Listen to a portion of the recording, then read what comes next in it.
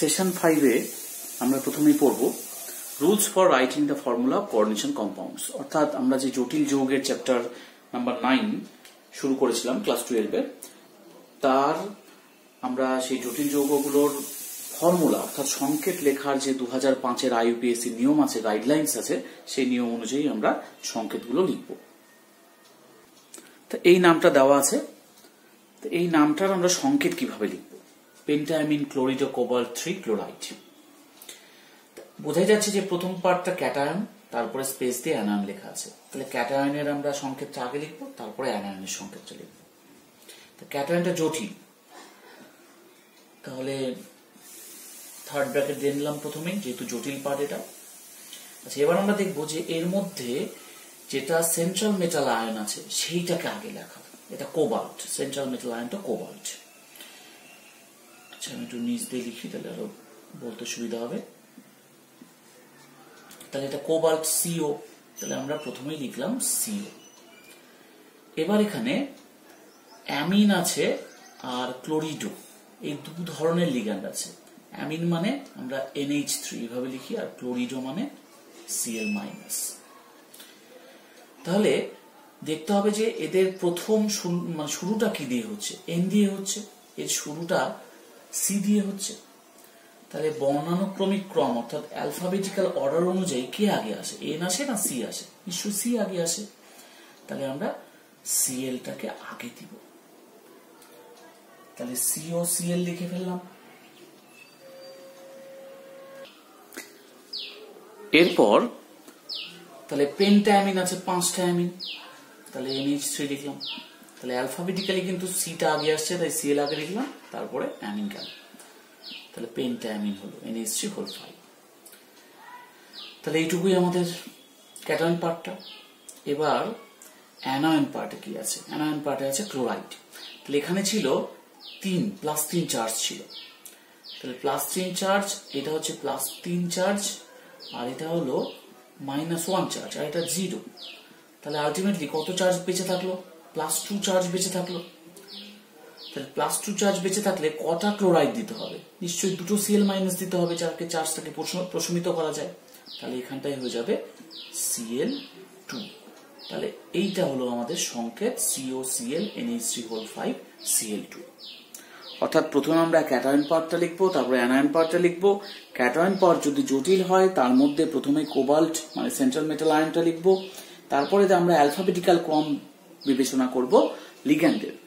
লিগ্যান্ডের যে প্রথম যে সংকেত, লিগ্যান্ডের যে সংকেতগুলো আছে তার মধ্যে প্রথম যে লেটারটা থাকে তার বর্ণানুক্রমিক ক্রমগুলো আমাদেরকে বিচার করতে হবে। এখানে কিন্তু চার্জ ডাজন্ট ম্যাটার, চার্জ যাই হোক না কেন বর্ণানুক্রমিক ক্রম অনুযায়ী হতে হবে লিগ্যান্ডগুলোর অবস্থান। তারপরে বাইরে আমরা যেটা কাউন্টার আয়ন থাকবে সেটা দিয়ে দেব। এবার আসি এই যৌগটার আমরা কিভাবে সংকেত লিখব। Triammine diaqua chlorido cobalt 3 sulphate. তাহলে এটাও ক্যাটায়ন পার্টটা কমপ্লেক্স। তাহলে প্রথমে আমরা থার্ড ব্র্যাকেট রাখি। এখানে সেন্ট্রাল মেটাল আয়ন আছে কোবাল্ট, তাহলে CO। এবার অ্যামিন মানে NH3, অ্যাকোয়া OH2। আসলে আমি OH2 কেন লিখলাম, তার জায়গায় H2O কেন লিখলাম না, তার কারণ আমরা যদি এখানটায় H2O লিখি তাহলে কি বোঝাচ্ছে? কোবাল্টের সাথে H এর লিঙ্কেজ বোঝাচ্ছে, কিন্তু না, সেটা তো না, কারণ অক্সিজেন দিয়ে লিঙ্কেজটা হচ্ছে। তাই আমাদেরকে যদি লিগ্যান্ড লিখতে হয় তাহলে এরকম করে লেখা উচিত। সেই জন্য আমি এইভাবে লিখলাম। তাহলে এটা NH3, এটা অ্যাকোয়া OH2, আর ক্লোরিড হচ্ছে Cl-। তাহলে এবার অ্যালফাবেটিক্যালি কি আগে আসছে? C, তাহলে আগে আমরা Cl লিখলাম। এবার N আর O এর মধ্যে কি আগে আসছে? নিশ্চয়ই N আগে আসছে। তাহলে ট্রাইঅ্যামিন আছে NH3, ব্র্যাকেট দিয়ে 3 লিখলাম। ডাইঅ্যাকোয়া, তাহলে OH2 আমরা এমন ভাবে সংকেতটা লিখবো যেন বোঝা যায় যে O এর সাথে CO লিঙ্কেজ হয়েছে, লিঙ্কেজটাকে ইন্ডিকেট করা যায় যাতে। তাহলে এরকম লিখলাম। এবার কোবাল্ট তো 3 ছিল, 3 হওয়া মানে কি? এটা +3 চার্জ, এটা Cl-, তাহলে এটা হচ্ছে -1 চার্জ, আর এগুলো সব 0 0 ছিল, তাহলে আলটিমেটলি কত হবে, +2 চার্জ হবে।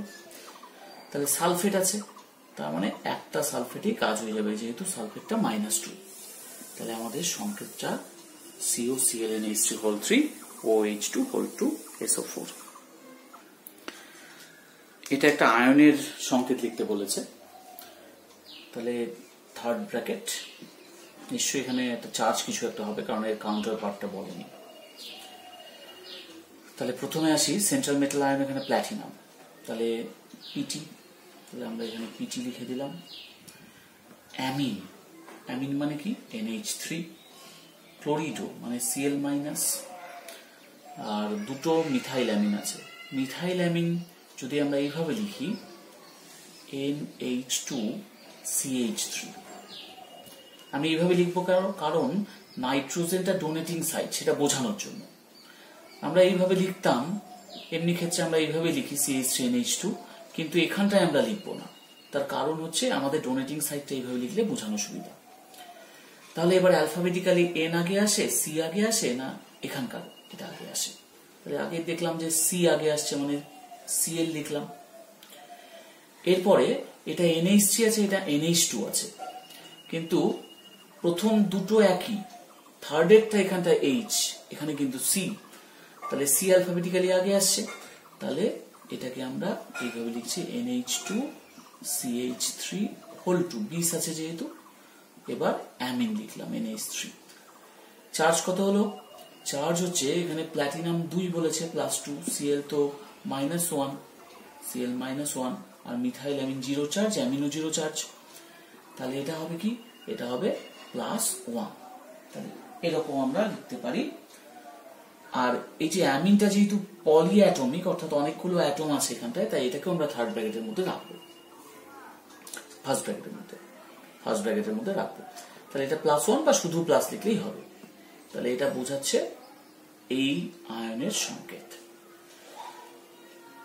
আচ্ছা, এবার যদি আমরা সংকেতটাকে এরকম লিখতাম, NH2CH3 না লিখে NH2Me লিখতাম, কারণ মিথাইল তো এমি দিয়েও বোঝায়, তাহলে সংকেতটা কি হতো? সেই হিসাবে কিন্তু সংকেতটা পাল্টে যেত, কারণ এখানে PTCl পর্যন্ত ঠিক আছে, তারপরে গিয়ে হতো প্রবলেম। NH2, এখানেও NH2 আছে, তারপর একটা H, এখানে আছে M। এবার H আগে আসে না M আগে আসে? তখন কিন্তু H আগে আসে, ABCDFGH, H আগে আসছে। তার মানে NH3টাকে তখন আমরা আগে লিখব, তারপরে লিখব NH2Me+। অর্থাৎ এটাও সঠিক, এটাও সঠিক। আমরা সেই লিগ্যান্ডটাকে কিভাবে সংকেতটা প্রকাশ করব, সেইভাবেই আমাদেরকে অ্যালফাবেটিক্যালি আসতে হবে। আমাদের এই যৌগটা আছে ক্লোরিডো 20 ইথিলিন ডায়ামিন নাইট্রিটো ও কোবাল্ট 3 সালফেট। তাই এখানটায়ও ক্যাটায়ন পার্টটা জটিল, তারপরে সিম্পল অ্যানায়ন পার্ট আছে। তাহলে আমরা প্রথমে থার্ড ব্র্যাকেট দিয়ে নিই। কোবাল্ট সেন্ট্রাল মেটাল আয়ন, এটাকে আগে লিখলাম। আচ্ছা, ক্লোরিডো মানে Cl-, ইথিলিন ডায়ামিনকে কিভাবে লিখি? ইথিলিন ডায়ামিনকে কিন্তু সংক্ষিপ্ত রূপ লিখি EN। নাইট্রিটো O মানে আমরা এইভাবে লিখি, তাহলে ONO-। তাহলে এখানে অ্যালফাবেটিক্যালি কি আগে আসছে? প্রথমে C আসছে, তারপরে E আসছে, তারপরে O আসছে। তাহলে Cl EN-টাকে ব্র্যাকেটের মধ্যে লিখলাম, কারণ এরা প্রসম অণু এবং একাধিক অ্যাটম নিয়ে, পলি অ্যাটমিক আর কি, একাধিক অ্যাটম নিয়ে গঠিত। তাহলে Cl EN ONO।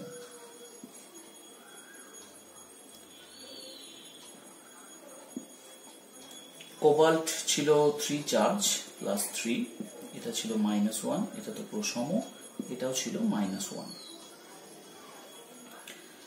তাহলে আলটিমেট চার্জটা কত হচ্ছে? মাথার উপরে হচ্ছে +1 চার্জ, কারণ +3 থেকে -2 বাদ দিলে +1। কিন্তু সালফেট বলেছে, তাহলে সালফেট কত হয়? সালফেটের তো -2 চার্জ হয়, সালফেট তো -2, তাহলে এটা +1 আছে। তাহলে আমরা এক কাজ করি, এটাকে হোল 2 করে দিই, তাহলে এবার চার্জটা হবে নিশ্চয়ই +2। এবার আমরা সালফেটকে নিয়ে আসবো SO4। তাহলে সংকেতটা এইরকম দাঁড়ালো।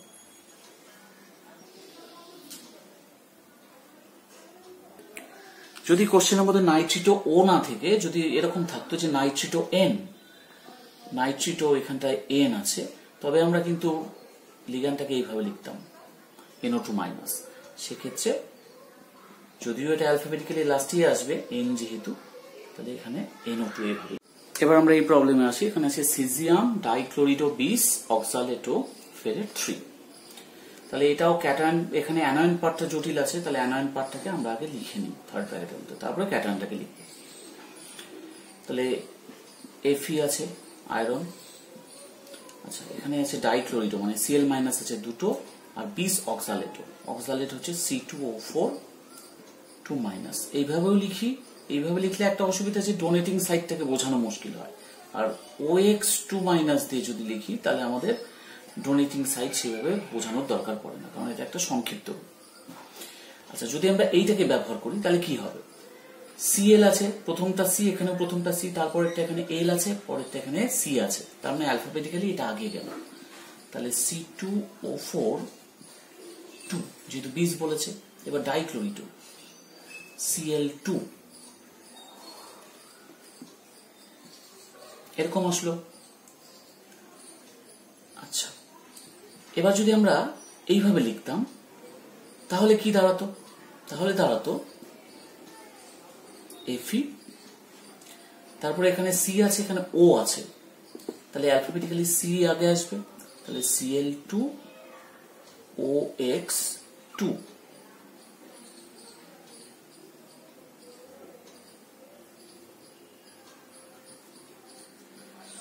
আচ্ছা এবার আমরা চার্জ হিসাব করব। এটা চার্জটা ছিল +3 বলেছে, এখানে +3, এটা তো -2, তাহলে -2 এটা দুটো আছে, তার মানে -4।